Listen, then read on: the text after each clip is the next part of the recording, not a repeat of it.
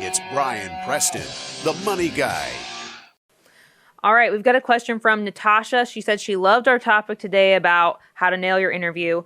She said, I'm in the middle of the process now. Her question is, when does philosophy and values outweigh pay and benefits? And now, as the resident creative here, I just feel like I needed to say something. I'm sure you have something to say about this too.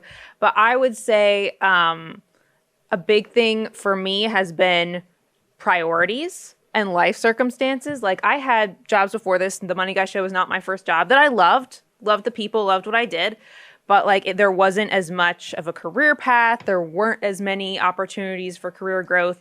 And when I got married, when I wanted to buy a house, when I was thinking about having kids, when I was just getting older and like wanted to do different things in my life, all of a sudden it was like, well, I do think this is really fun, but like, is there something more? Is there a different avenue?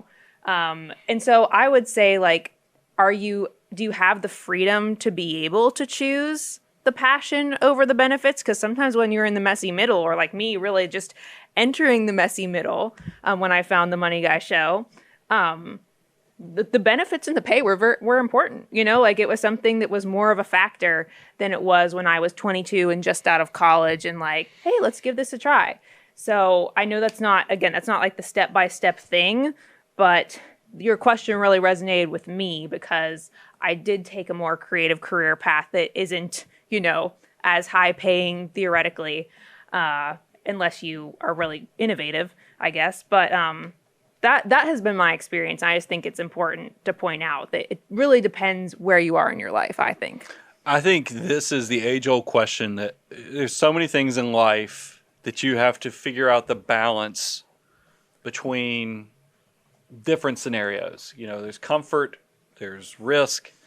I always like, and I'll put it to this way. I have an experience share, and then I think about the show. Like, I know there's ways I could grow this show. Like, if Bo did this show topless, meaning he didn't wear a shirt, it would go. No, we would probably have more viewers. But I'm just not willing to. You always have to balance what is appropriate for you, because everything's always going to be custom. What represents you, and maybe that's a horrible example, but I think that the same thing happens when you're looking at a job, because there might be a company that offers you tons of money, but you just disconnected from how they make their money, you know, and I think that is a huge problem.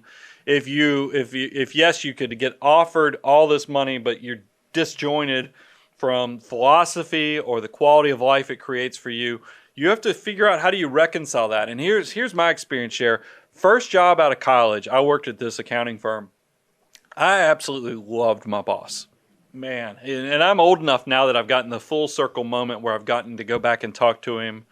And this firm was incredible from quality of life, but they way underpaid me. And how do I know they way underpaid me? When I went and put in my resignation, they offered me a pretty much, it was at least a 50 to 60% pay raise on the spot, meaning that the pay was going to even be bigger than the new job I'd already accepted. And so that's how I knew that I was underpaid. And I knew that going into it. But I loved that firm, and it was great. Quality of life was awesome. Pay just wasn't figured out. Second job I went to paid better, but man, it was very corporate in its field. Now, they were great business people. I learned so many skills working at that second firm on how to be a great business person, a great planner, and other things. So there's wins with both of those situations. But you had quality of life here, you had money here, and you're trying to figure out, and that's what I kind of tried when I created this company. I tried to create the best of both worlds for my employees. But that is something that I think Natasha has to kind of really be honest with herself on. How do you balance these two things? Because what you're hoping is you get the best of both worlds, is that you can, maybe you don't make as much money, but you get enough, that still they're paying you well for the quality of life. Because I mean, I think about like Marcy here at the office, and I hope she doesn't get mad for me. We give her maximum flexibility on quality of life, because, you know, especially through this pandemic, it's been weird if you've got kids in school and you've got, you know, and you're running around trying to navigate the family life, the work life, and other things. Mm-hmm. And I think she has been so great at telling us how much she appreciates that flexibility. And we're going to we offer that, and it balances. But Marcy could probably go get offered more money, but they're going to take away. So it's the perfect balance that she gets paid well, plus gets these huge benefits of time and flexibility. You're trying to maximize all the components you mentioned, whether it's money, whether it's the philosophy / quality of life. You're trying to maximize without jeopardizing because you can get it out of balance. That's why do we always talk about balance? Balance is a scale. So you're trying to make sure you're keeping those things at an equilibrium state. Whereas I think sometimes people get the big money, and those are the career changers that we talk to that are making great money, but they're just miserable. They're not doing what God put them on this planet to do, but they're making great money, and that creates a weird dichotomy. And then there's other people, you're happy at what you're doing, but man, you feel broke. So that's you've got to figure out, is there an opportunity that balances those two things, and then have an open dialogue with your prospective employer about what your needs are. Don't spring this stuff on them. Like I said, you got to warm them up. It's kind of like a comedy club. You got to get somebody to come out there and get them going. You got them going, get them liking you, get them daydreaming about you working at the firm. But then once you get into discussions on pay and you get into discussions on flexibility because of family obligations and other things, be honest and open. Don't wait until you've negotiated the salary and then all of a sudden, 3 weeks into your new job, you're saying, by the way,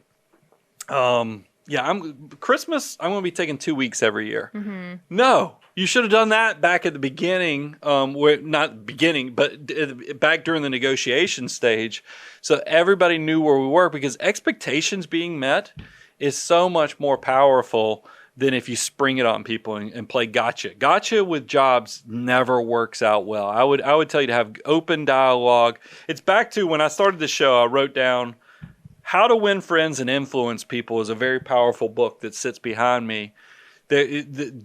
Navigating relationships, navigating jobs, you want to treat people like you want to be treated, but also you're always trying to balance out those conflicting things of comfort, which is more money, versus quality of life. You have to figure out where's the equilibrium that balances out perfectly for you. Yeah, good advice.